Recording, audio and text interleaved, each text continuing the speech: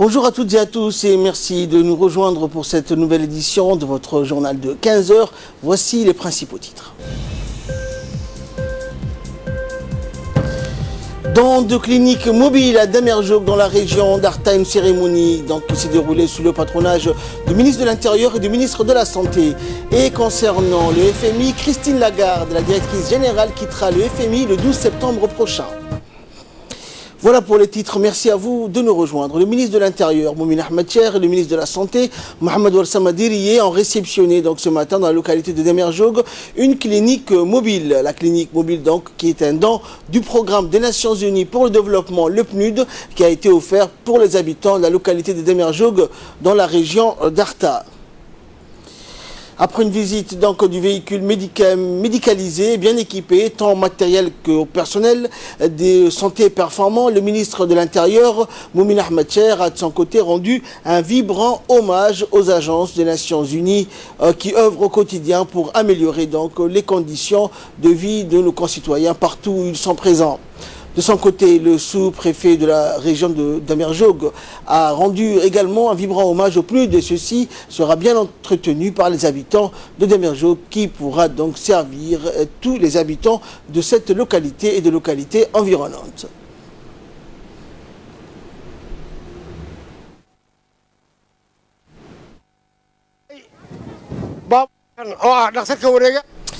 Et le ministre de la Santé, Mohamed Ouarsama Diriye, a rendu dans son intervention un vibrant hommage à l'Agence des Nations Unies pour cette aide considérable qui pourra tout à fait permettre de sauver de vies. Il a indiqué par ailleurs que les habitants de Damerjog devaient bien prendre soin de ces biens publics.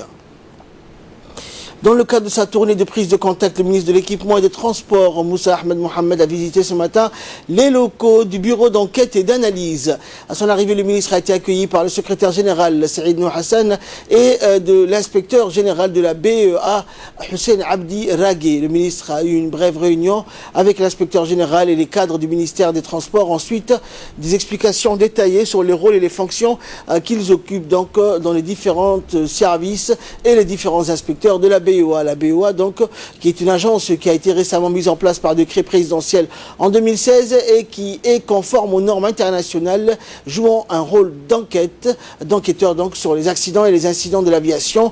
La BEA est chargée de prévenir la sécurité aérienne et la sûreté aérienne. Le ministre de l'Équipement et des Transports s'est réjoui de la nouvelle agence et des tâches lourdes qui consistent à prendre soin du personnel et matériel de l'aviation civile. Et concernant l'éducation, cette fois à l'instar de toutes les régions du pays, la région d'Obok a honoré les lauréats bacheliers session 2019 à travers une cérémonie solennelle et grandiose. Une cérémonie placée sous le patronage du secrétaire d'État à la jeunesse et au sport Hassan Mohamed Kamil, en présence des autorités locales, dont le préfet par intérim Ali Maki, du président du conseil régional Mohamed Ismail, des parlementaires de la région Ali Hamad Hassan et des hauts responsables djiboutiens originaires de la région d'Obok. Une délégation du MENFOP, conduite par le conseiller technique Mohamed Salah Nassé, a participé à la cérémonie qui a vu la présence des parents et des lauréats bacheliers. Puis arrive le temps des discours et des ministres, des députés et des responsables de la région. Tous ont rendu hommage aux efforts consentis tout au long de l'année scolaire par les lycéens heureux lauréats du baccalauréat de cette année. Sans oublier le soutien moral et matériel constant de leurs tuteurs, les engagements déterminants de leurs professeurs et des responsables administratifs du lycée d'Obok. Rappelons également qu'ils n'ont pas manqué d'encourager et honorer les prochaines études universitaires, surtout les lycéens, à renouveler ou faire mieux la réussite de leurs camarades d'aujourd'hui. Juste après cela, les moments tant attendus, la remise du fameux sésame permettant l'accès aux études supérieures qui est le diplôme du baccalauréat.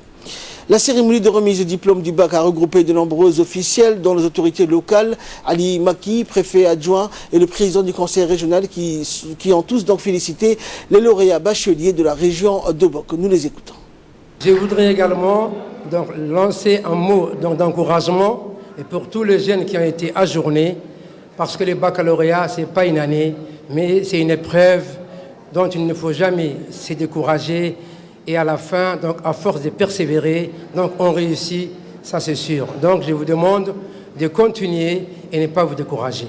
Je remercie le secrétaire d'État à la jeunesse et sport qui, depuis son entrée au gouvernement, a institué le fait que dans chaque festivité, la jeunesse soit récompensée. C'est à votre honneur, monsieur le secrétaire d'État. Félicitations pour vous. Je sais que nous avons beaucoup de jeunes qui sont à l'extérieur, dont je reviens de Bénin. Il y a beaucoup de jeunes qui sont là-bas, mais la majorité des Obokois sont à Dakar. Donc aujourd'hui, d'abord, s'ils ont pu avoir donc, la possibilité de continuer leurs études universitaires à l'extérieur, d'abord c'est grâce à Allah, mais après aussi il faudra remercier toutes les personnes qui se sont démenées pour que ces enfants aient des bourses.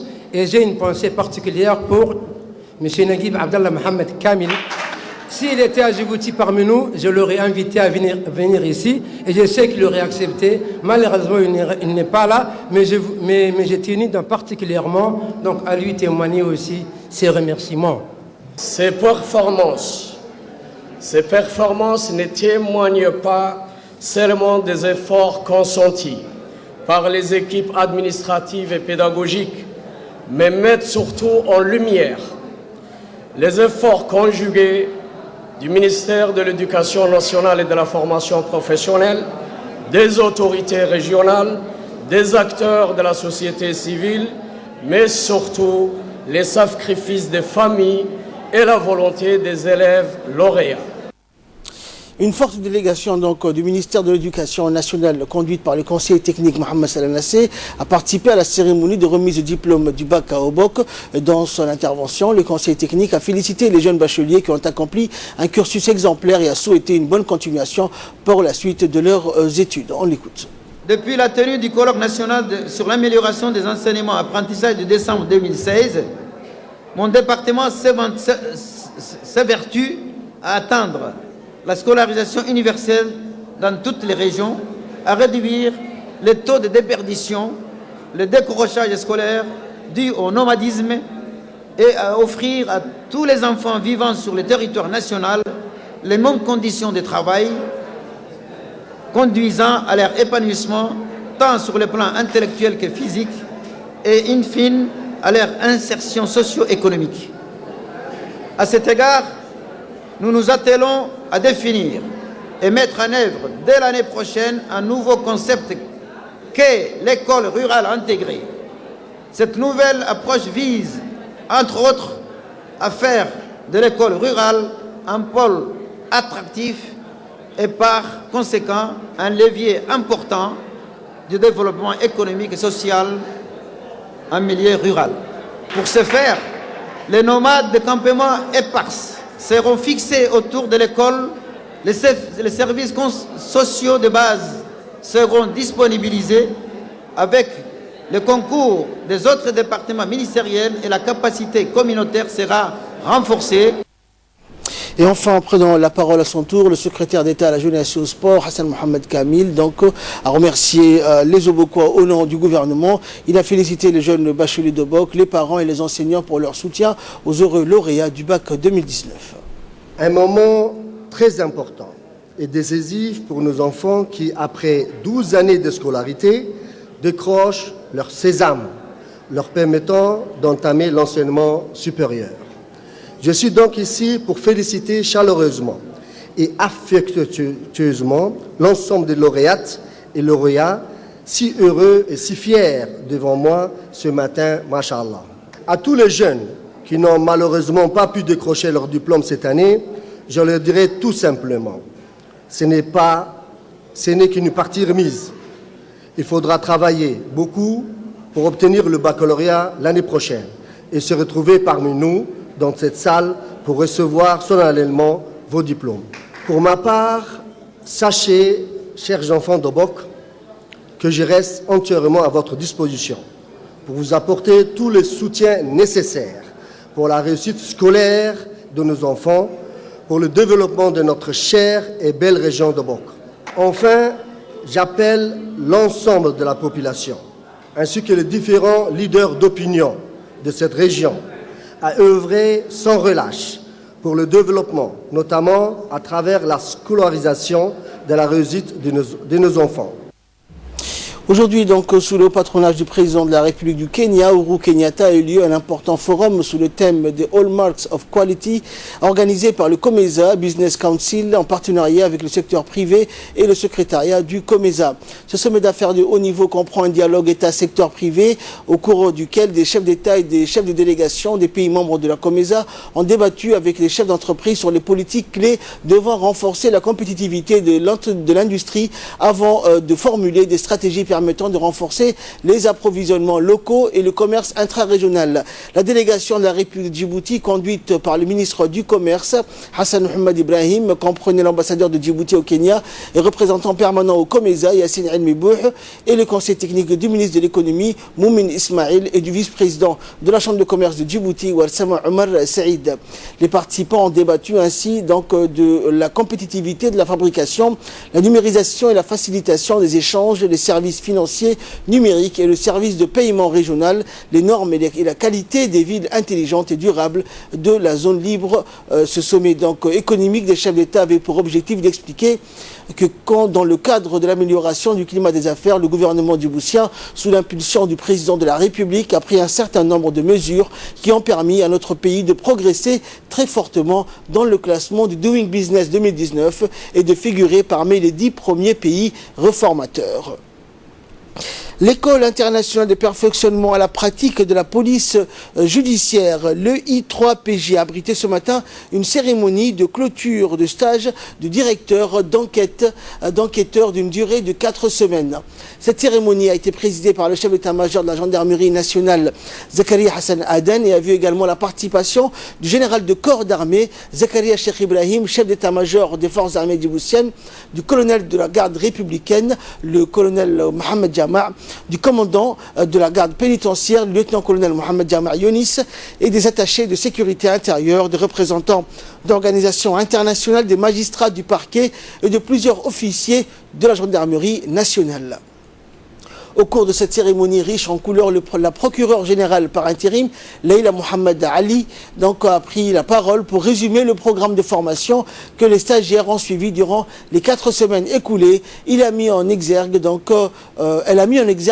la pleine implication du chef de l'État dans le renforcement de la coopération et sa vision qui a permis la création de l'EI3PJ pour y promouvoir l'état de droit.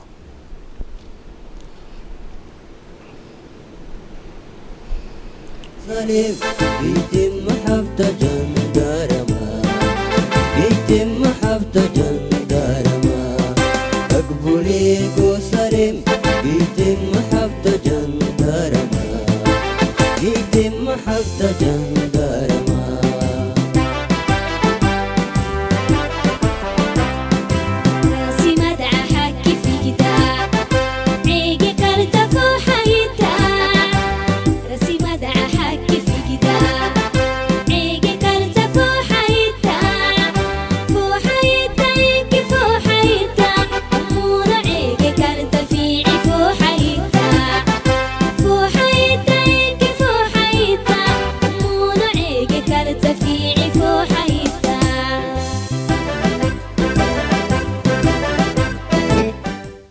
Et dans son intervention, la procureure générale par intérim, Leila Mohamed Ali, a tenu à remercier vivement le chef d'état-major de la gendarmerie nationale pour le travail remarquable qu'il a accompli au quotidien au profit de cette école et tout l'effort qu'il y a consenti. Rappelant que notre pays a fait le pari de se doter d'une école internationale de perfectionnement de la pratique de la police judiciaire. Cette école est spécialisée dans le domaine de la police judiciaire et de la police technique et scientifique et de tous les domaines qui s'y rattachent. L'école internationale de fonctionnement de la pratique de la police judiciaire, le I3PJ, est implanté au sein du camp Cheikh Moussa situé au PK23 et est placé sous l'autorité du chef d'état-major de la gendarmerie nationale, le colonel Zakaria Hassan Aden. Écoutons pour plus de précisions la procureure générale par intérim.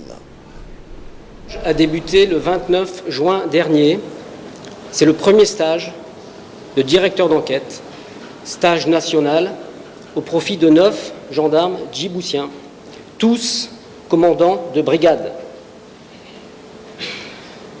Il a permis de réaliser sur le terrain des exercices pratiques de mise en situation pour aborder la méthodologie d'enquête et la direction d'une enquête d'envergure Tout au long de la formation, les stagiaires ont travaillé de manière intense. Ils ont été mis sous pression. Ils ont découvert et appréhendé le rôle du directeur d'enquête.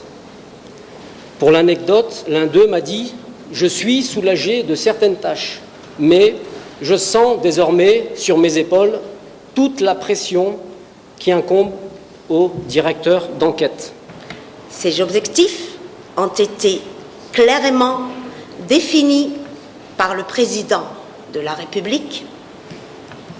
La gendarmerie nationale, à travers cette école, a su relever ce défi, n'est-ce pas? Ils correspondent à l'excellence et à la rigueur indispensables à l'édification d'un État de droit fort, efficace et crédible. La direction de l'enquête, qui nous intéresse aujourd'hui, est un facteur direct et déterminant dans l'accomplissement des titres objectifs. C'est d'ailleurs une des raisons pour lesquelles cette école n'a vu le jour que pour permettre d'accroître le rayonnement international de la République de Djibouti et de renforcer ce rayonnement dans le secteur spécifique de la police judiciaire. Si, dans ces biens des domaines, notre pays bénéficie d'une position géostratégique incontestable. Et écoutons à présent l'intervention du commandant de l'école internationale de perfectionnement à la pratique de la police judiciaire. Ce matin, nous sommes réunis à l'école internationale de perfectionnement à la police judiciaire, à la pratique de la police judiciaire et de la police scientifique. Cette école qui a été inaugurée le 20 mars 2019 est désormais le pilier de formation. Et à travers ce stage de direction, nous voyons d'une manière palpable que nous avons passé à l'étape supérieure. C'était le mois précédent le stage de perfectionnement enquêteur. Maintenant, nous sommes arrivés au stage de directeur d'enquête. Et ces stages sont destinés à des cadres supérieurs. Comme vous les voyez bien, des commandants de compagnie, des commandants de brigade, qui vont prendre en charge des enquêtes judiciaires de moyenne et de grande importance. Et durant 4 semaines, les stagiaires ont été amenés non seulement à prendre en compte des dossiers complexes, à les traiter, à les analyser, et ces données venaient de différentes sources. Mais également, il s'agissait d'une chose très importante.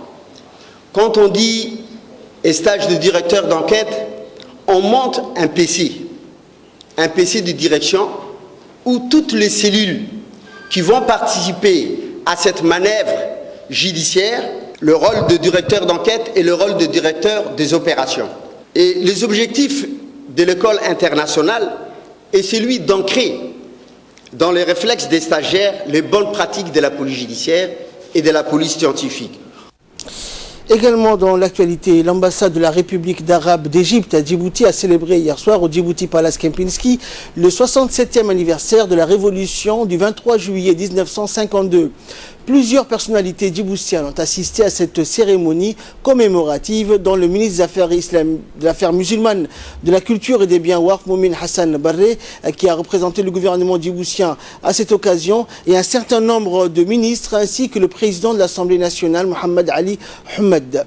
Diplomates, donc, de plusieurs diplomates, des chefs de mission accrédités auprès de notre pays et de représentants d'organisations internationales et régionales qui ont participé à l'événement, mais aussi des personnalités civiles civils et militaires de haut rang. Les convives ont été accueillis et salués par l'ambassadeur d'Égypte à Djibouti, Ahmed Abdel Sobhi, entouré de ses proches collaborateurs. Il convient donc de noter que le peuple égyptien fait partie intégrante de la nation arabe. L'association de l'Égypte avec l'arabisme et le lien entre l'histoire, la culture et la langue et des intérêts communs entre le passé, le présent, l'avenir et un destin.